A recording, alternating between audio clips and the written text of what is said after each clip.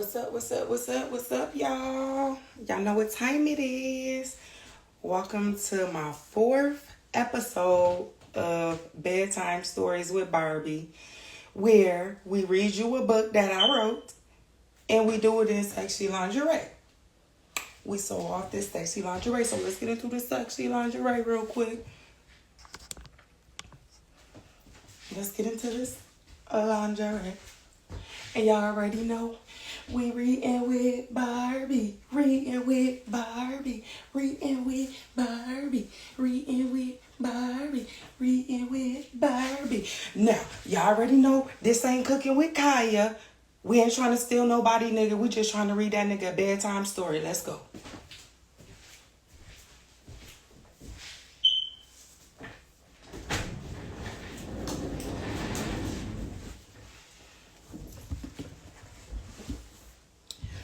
What's up, everybody? Am I in Colombia? Why, what's in Colombia? What's up, y'all? All right, y'all, so I'm going to jump right into this because my battery low. So tonight we're going to be reading a book called Blood Ain't Thicker. And I wrote this one, like as usual. I write all of them. It's called Blood Ain't Thicker. It's a 4-chapter book. And we're just gonna get right into it. He said me. I know that's right, honey. I was there last night though. All right. Chapter 1 of Blood Ain't Thicker. 2 roads, 1 blood. The Miami heat pressed down on the city thick and suffocating. It was the kind of heat that stuck to your skin, made tempers flare, and turned minor disputes into full-blown wars. This how it always was between Maya and Tia. Suffocating, heated, one spark away from destruction. They weren't just sisters, they were 2 sides of the same coin.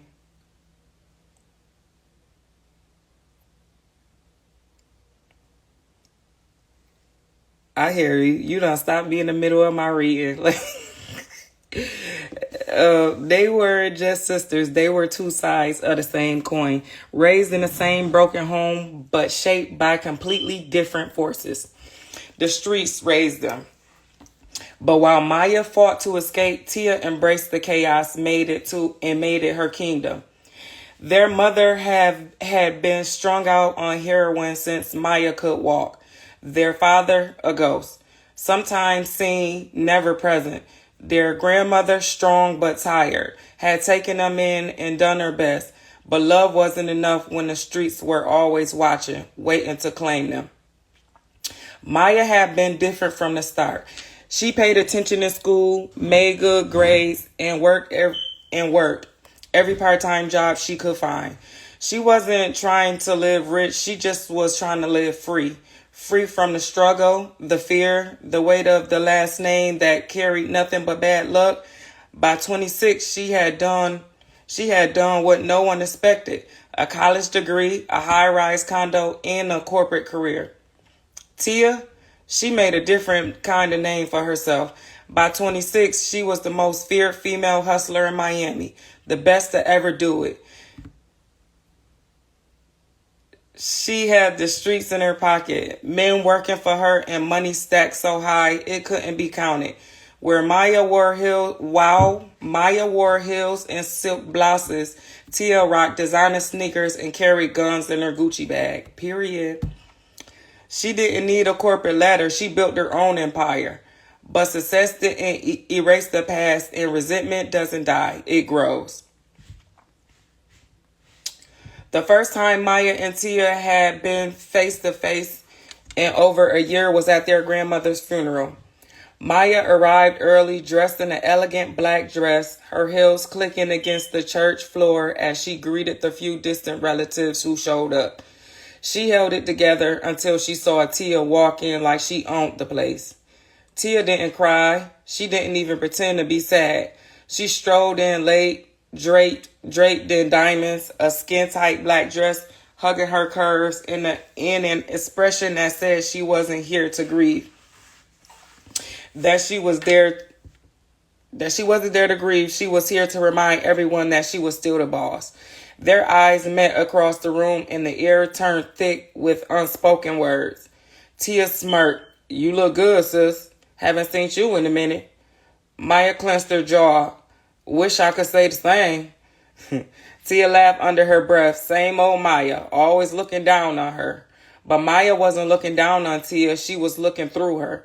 She saw the past, the fights, the nights she cried herself to sleep, wondering why Tia chose the streets over her family. After the funeral, as Maya stood by their grandmother's casket one last time, Tia leaned in close. Her voice was low and deadly. You know she loved me more, right? Maya turned slowly, her eyes meeting Tia's with a fire that had been shimmering for years. She died disappointed in you. For a second, just for a second, something flashed in Tia's eyes. A crack in the armor, but then the smirk returned, cold and confident. Guess we'll never know now will we?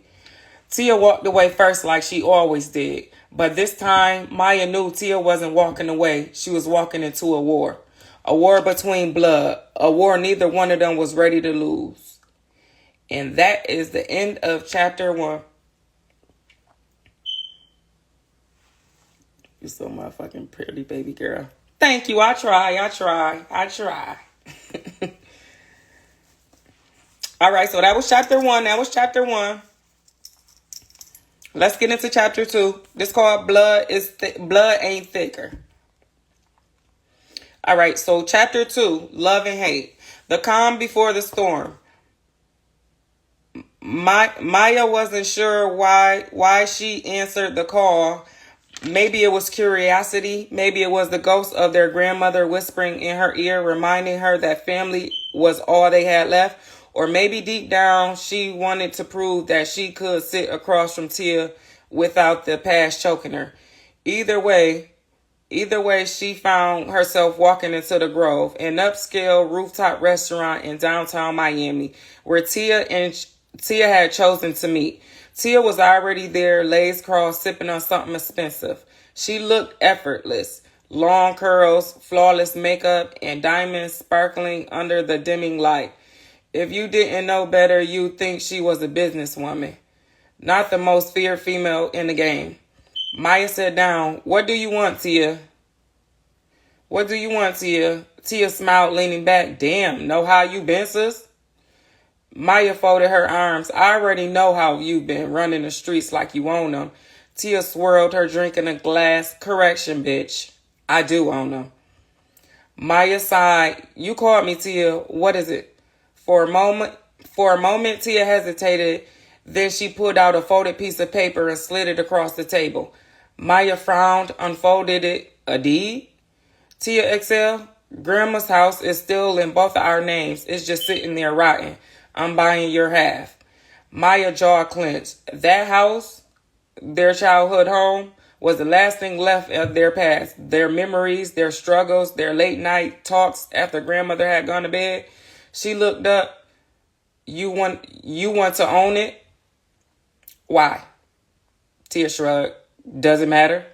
Maya know better. Everything Tia did had a reason to it. This isn't about the house, Maya said. It's about control. Tia smirked. Everything is about control, Maya. You should know that by now, sis. Maya shook her head, shoving the paper back. I'm not selling my half. Tia smiled flatter. Maya, Maya, don't be stupid. Stupid for not selling my share of the only thing we have left of grandmother, our own childhood. Maya's voice was sharp. No, Tia, you're the stupid one, thinking money is the answer to everything.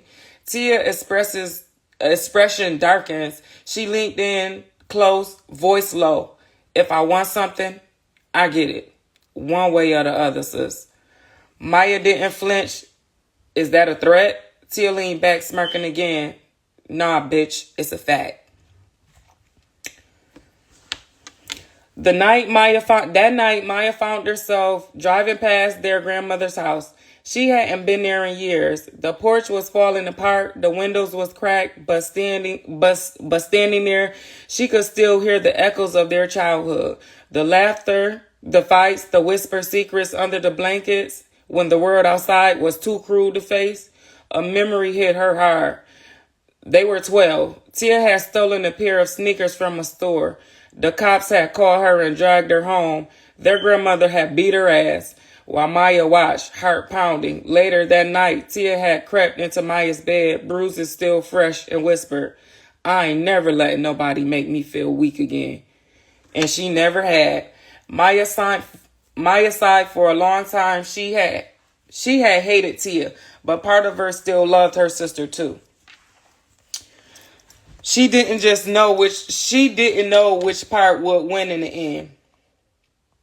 A week later, Maya came home from her work exhausted. She tossed her keys on the counter and walked into her bedroom only to freeze.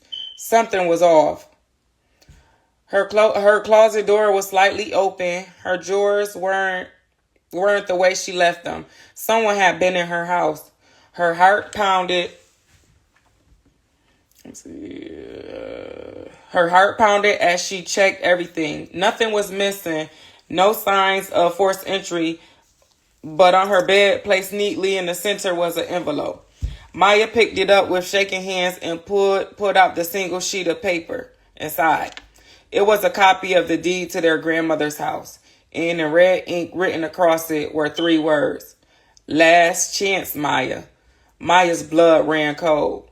She knew exactly who had been in her home, and now she knew exactly where this was going. That's chapter 2. Hey, everybody. I'm reading my book called Blood Ain't Thicker. Of course, y'all know I wrote it myself. Of course.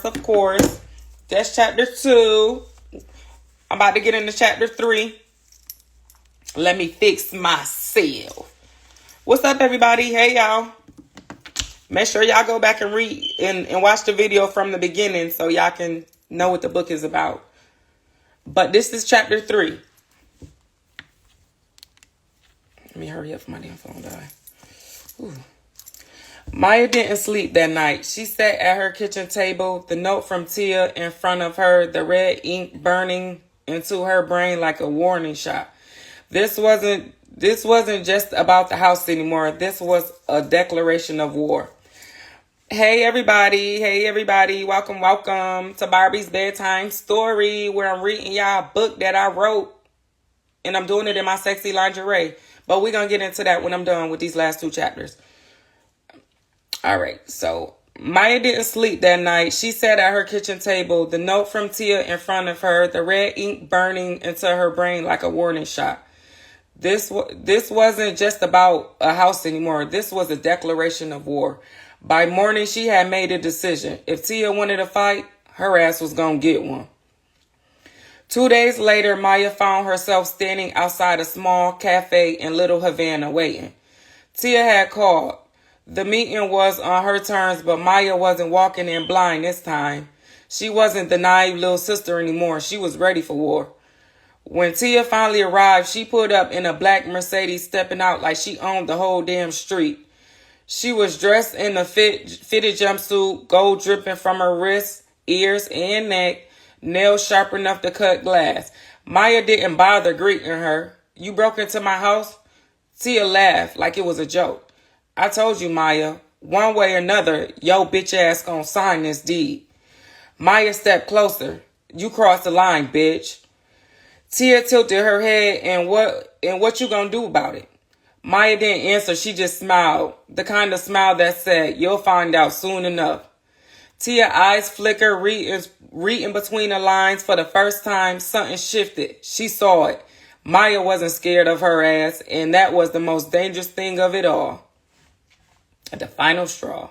Later that night, Maya was sitting on her couch when her phone rang. Unknown number. She answered. A man voice, deep menacing. "Your sister said you're making things difficult. That's not good for business." Maya grips tightened on the phone. "Tell my sister she should have never come for me." The man chuckled. "That's cute, but see, we're past all that shit now. This is bigger than you two." A pause. Then he said something that made Maya's blood turn ice. "You might want to check your car, sweetheart." The call ended. Heart pounding, Maya grabbed her keys and rushed outside to where her car was parked, under the streetlight. She circled it carefully, looking for anything until she saw it. A small red dot painted on her driver's side door. A mark, a warning, a promise. Maya's hands curled into fists. She had given Tia chance after chance. Too many to be exact. But now it was time to end this. And it ain't no going back. The next day, Maya made the call. A call she never thought she'd have to make. She had stayed out of the streets for years, but a life far away from the dirt and blood that Tia thrived in. But deep down, she never been blind to it. She knew people, powerful people. And now she was about to remind Tia exactly who she was. The voice on the other end answered. Maya's tone was cold. "I need a favor." A pause. Then a slow chuckle. "Didn't think I'd ever hear from your ass again, Maya." She closed her eyes. Neither did I. But Tia left her no choice. It was time to play the game on her terms. And in this game, there was no second chances. That is the end of chapter 3. Y'all feeling it so far? That's the end of chapter 3. I got one more chapter left. Let's get into it real quick for my other phone died. Chapter 4. Blood spilled. A meeting with Fate. The house stood still under the moonlight. It once white paint peeling, the porch sagging under years of neglect. The house that had once been their only safe place, their sanctuary, now it would be the place where it all ended. Maya pulled up, stepping out of the car with measured steps, her heart pounding but her mind clear. She had came prepared. Tia was already there, leaning against her black Mercedes, arm crossed, waiting. She was dressed in all black, her eyes sharp, her body tense. She knew what this was. No more warnings, no more games, just blood. Maya stepped a few feet away. "This is the last time we do this, Tia." Tia smirked. But where was the humor in it? "Yeah, I know." A long silence stretched between them two sisters. Two survivors of the same war, now standing as enemies. Tia sighed. "You know we could have been unstoppable together, right?" Maya's expression didn't change. You made sure that never happened." Tia's jaw clenched. "I did what I had to do." Maya shook her head. "No, you did what you wanted to do, and now you're about to find out what that cost." Tia let out a short laugh, stepping forward. "Oh, you got heart now, huh? You think because you made a few calls, you ready to play my game?" Maya's gaze was steady. "This ain't your game anymore." First shot happened. It happened fast. Tia moved first, a flash of steel in a gun draw. Maya was quicker. She ducked behind a pillar as the first shot shattered the wooden railing beside her. Tia was coming for her without hesitation. Maya had always thought there would be a moment of hesitation, a flicker of regret, but there was nothing. Tia had been ready to kill her the second she pulled up. Maya's stomach twisted, but she didn't freeze. She fired back. The bullet clipped Tia's shoulder, sending her stumbling back. For the first time, Maya had drawn blood. Tia gritted her teeth, pressing a hand to the wound, and looked up with something dangerous in her eyes. Pride. "Damn, sis, you really came to play, huh?" Maya kept her aim steady. "I came to finish this." Tia smirked. "Then do it then, bitch." Maya's fingers hovered over the trigger. This was it. Everything in her screamed to pull it, to end this before Tia could make another move. But in that moment, Tia moved first. A second shot. Pain exploded in Maya's side as she stumbled back, hitting the porch railing hard. Tia had shot her. But Maya wasn't done yet. With the last of her strength, she fired one last time. The bullet hit dead center. Tia staggered, her lips parted as if she wanted to say something, but no words came. She collapsed. Maya slid down against the porch, hand pressed to her wound, the pain sharp and burning. Her breaths become shallow, Her body become colder by, excuse me. Her breath becomes shallow. Her body grows colder by the second. Tia lay a few feet away, unmoving. The silence between them stretched one last time. Two sisters, two lives lost, two different roads leading to the same end. As Maya's vision blurred, she let out a breathless laugh. Blood ain't really thicker, bitch. Then everything went black. And this is the end of the book.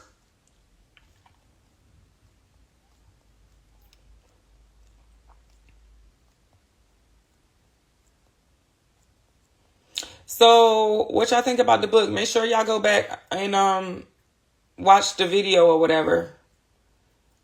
And let me know what y'all thought about this book. This book was called,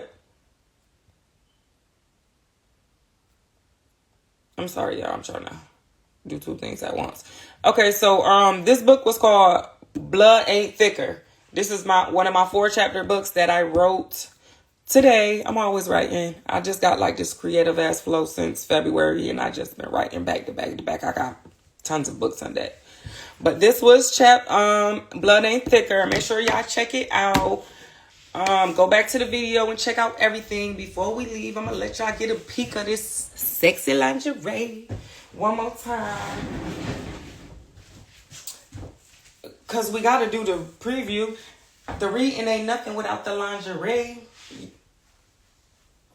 Reading with baby, reading with Barbie, reading with Barbie, reading with Barbie. I love that part. My booty just shake by itself. I ain't got to do much. Reading with Barbie, reading with Barbie, reading with Barbie, reading with Nah, let me stop playing. But y'all make sure y'all go follow all my social media links. All the links is in the bio. My YouTube, my TikTok, all of that stuff. Y'all make sure y'all follow all my pages, and make sure y'all give me some feedback on the book. All right, until the next time, I'm gonna see y'all boys. Bye.